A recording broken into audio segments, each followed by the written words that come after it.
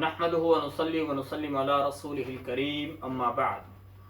فاعوذ بالله من الشيطان الرجيم بسم الله الرحمن الرحيم انا اعطيناك الكوثر فصل لربك وانحر ان شانئك هو الابتر صدق اللہ العظیم۔ بھائی اور دوستو، نبی پاک صلی اللہ علیہ وسلم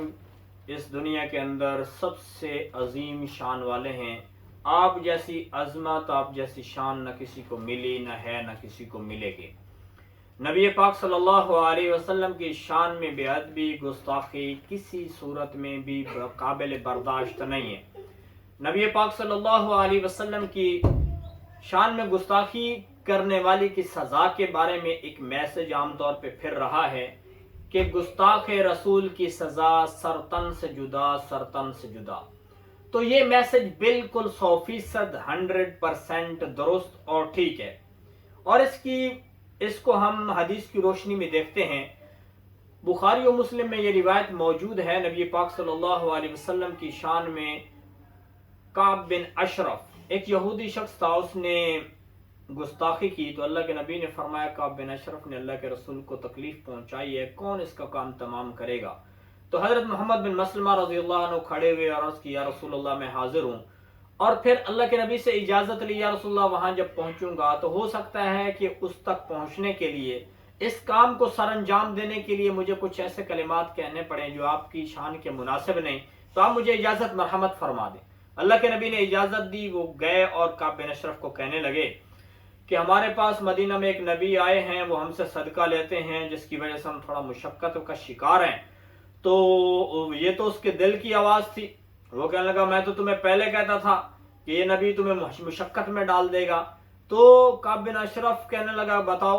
کیا چاہیے؟ تو حضرت محمد بن مسلمہ نے کہا کہ مجھے کچھ گندم، کچھ غلہ چاہیے۔ تو انہوں نے کہا میرے پاس آپ کو کوئی چیز گروی رکھنی پڑے گی۔ تو محمد بن مسلمہ نے کہا بتاؤ کیا چاہیے؟ تو اس نے کہا کہ مجھے میرے پاس تم اپنی بیویوں کو گروی رکھ دو۔ تو محمد بن مسلمہ رضی اللہ عنہ نے کہا کہ نہیں، میں اپنی بیویوں کو گروی نہیں رکھ سکتا، کیونکہ تم ایک خوبصورت آدمی ہو اور قبیلے کے سردار ہو، خوبصورت بندے کے پاس بیوی کون چھوڑتا، یہ ناممکن ہے۔ انہوں نے کہا اپنی اولاد کو رکھ دو۔ تو انہوں نے فرمایا کہ نہیں، اولاد کو بھی میں گروی نہیں رکھ سکتا، آنے والے لوگ ان کو تانا ماریں گے میری اولاد کو کہ تم تھوڑے سے گندم کے بدلے میں گروی رکھے گئے تھے۔ تو انہوں نے کہا کیا گروی رکھ سکتے ہو؟ تو محمد بن مسلمہ رضی اللہ عنہ نے فرمایا کہ میں تمہارے پاس اپنا اسلحہ گروی رکھ سکتا ہوں۔ تو اس کے اوپر تیار ہو گیا۔ تو حضرت محمد بن مسلمہ رضی اللہ عنہ آئے اور اپنا اسلحہ لیا، اور اپنے ساتھ حضرت حارث رضی اللہ عنہ کو اور ابو عبس بن حبر رضی اللہ عنہ اور بشر بن عباد، یہ 3 صحابی ہیں، ان کو بھی اپنے ساتھ لیا اور واپس گئے، اور جا کر کعب بن اشرف کا دروازہ کھٹکھٹایا، وہ اندر سے نکلا۔ تو حضرت محمد بن مسلمہ کہنے لگے کہ تمہارے جسم سے بڑی خوشبو آ رہی ہے، کیا میں سن سکتا ہوں؟ اور انہوں نے کہا ضرور۔ اور وہ کہنے لگا کہ میری تو جسم سے خوشبو اس لیے آتی ہے کہ میرے پاس ایک عورت ہے جو ہر وقت خوشبو سے معطر رہتی ہے، وہ مجھے چپکتی ہے تو مجھے بھی خوشبو لگ جاتی ہے۔ تو حضرت مسلمہ رضی اللہ عنہ نے اس کی خوشبو، سر سے خوشبو کو سونگا، اور پھر کہنے لگے ایک اور مرتبہ سونگ سکتا ہوں؟ تو انہوں نے پھر اپنا سر آگے بڑھایا، تو حضرت محمد بن مسلمہ رضی اللہ عنہ نے اس کے سر کو بالوں سے مضبوطی سے پکڑا اور اپنے دوسرے ساتھی کو اشارہ کیا، تو اس نے اپنی تلوار سے اس کے سر کو تن سے جدا کر دیا۔ تو یہ حدیث ہمیں بخاری و مسلم میں ملتی ہے، یہ واقعہ، تو اس سے پتہ چلتا ہے کہ گستاخ رسول کی سزا سر تن سے جدا۔ ایک اور حدیث اس کے اوپر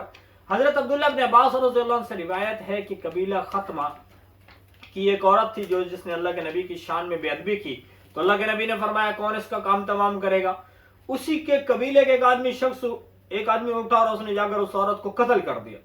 اللہ کے نبی کو خبر دی گئی تو اللہ کے نبی نے فرمایا